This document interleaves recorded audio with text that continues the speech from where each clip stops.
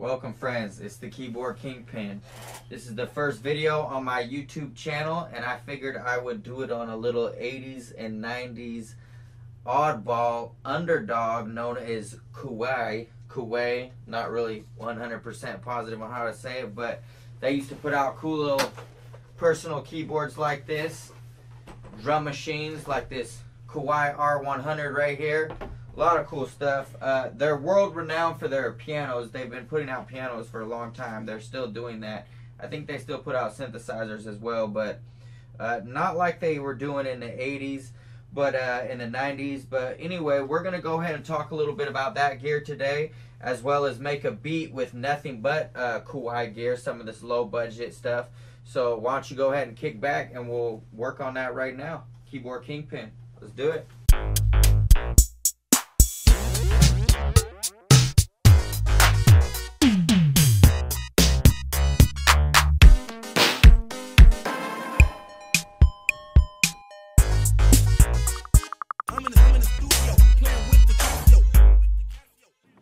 Alright, so today we are going to go ahead and do a Kawai budget to mid-range gear composition.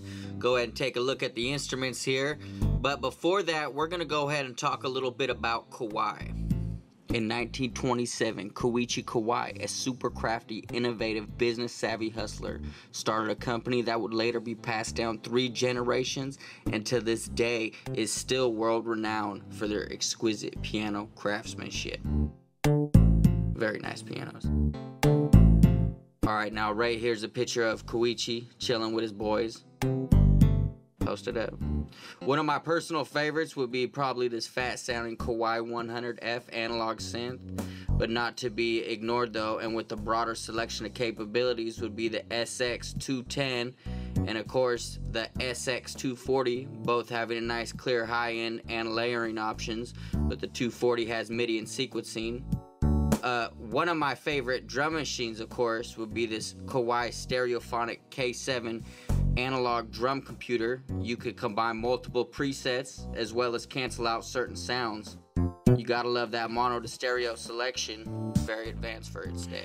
Now there are other analog Kawai drum machines, but I would say they really didn't start getting popular until the mid 80s with their digital drum machines.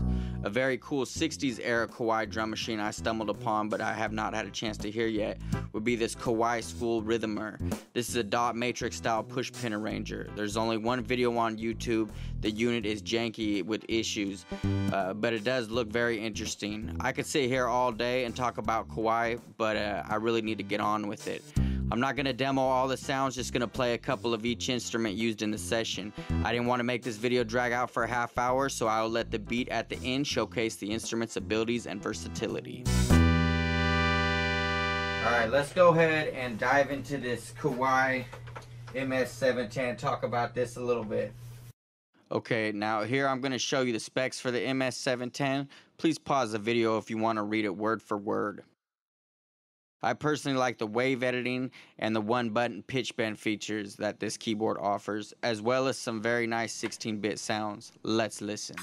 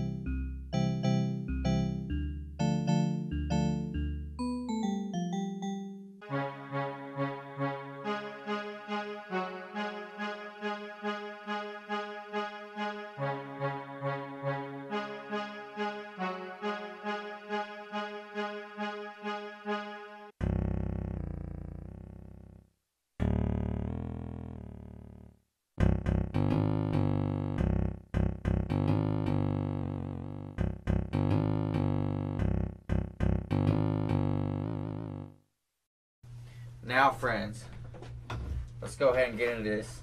Kawai R100. Let's check out the sounds this bad boy makes. Again, go ahead and pause the video if you want to see the specs. I really like this 12-bit Kawai drum machine. The ability to pitch drums up or down is very nice. Kind of reminds me of the Yamaha RY30. The shape is similar too. Any drum machine, of course, endorsed by Steve Smith and Jan Hammer is good enough for me. Jan's kind of looking like he got off a 3-day bender with Don Johnson before this photo shoot. But let's hear some sounds. I bought mine off eBay. It sounds like it's been modified. I don't think it's supposed to come with a Fairlight stab or slap bass in the original stock kit. Let's listen.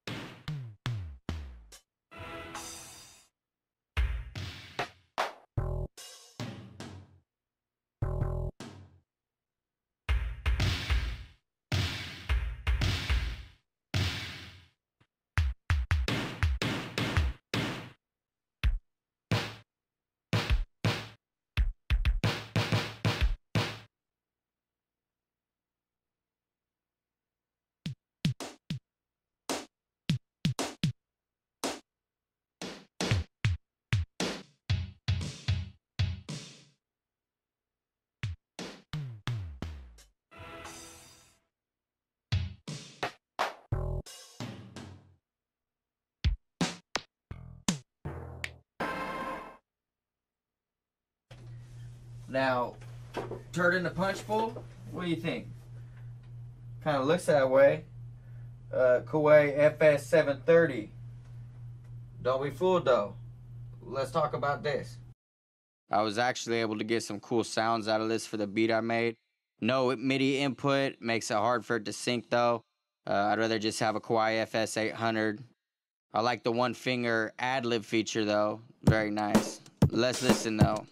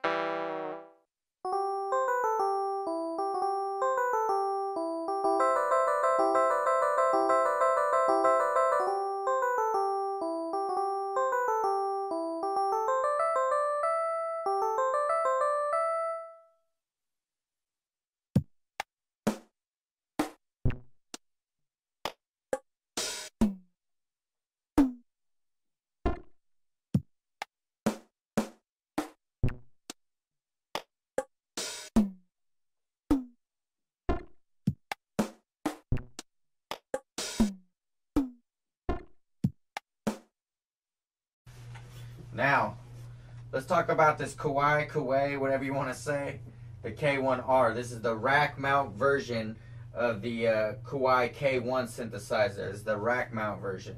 Let's check it out. There's a lot of great sounds it can produce, mostly layered PCM sounds, but you can get some really nice pads. I like the jazz organ. If you put some compression on it, the lower octaves sound pretty fat.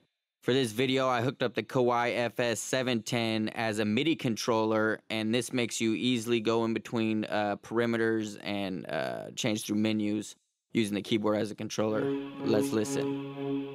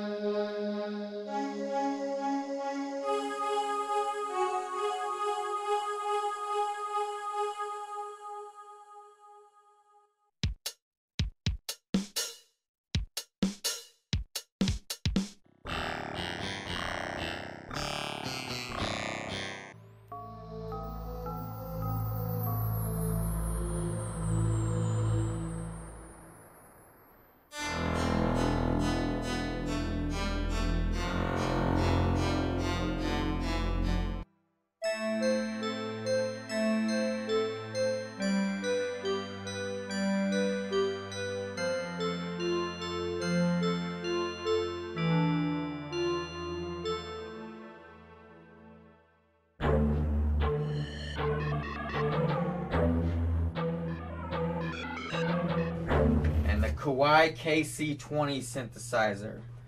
Now, we're talking about low budget with these broke keys on here. I know you guys want to clown, but you get good deals sometimes on keyboards with maybe one broke key. And you can always control them via MIDI. But anyway, let's go ahead and talk about this Kawai KC20 double synth.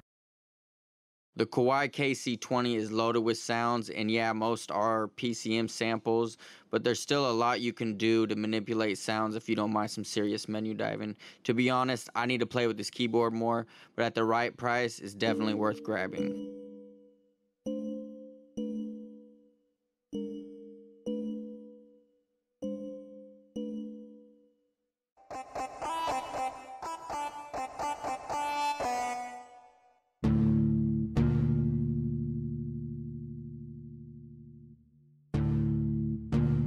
Okay, for the sake of time, I'm going to go ahead and cut this short. You can hear this more in the beat I made.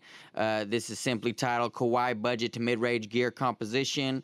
All the instruments are the ones I demoed. I apologize for the low budgetness. 80s oddball footage seemed fitting. Let's go.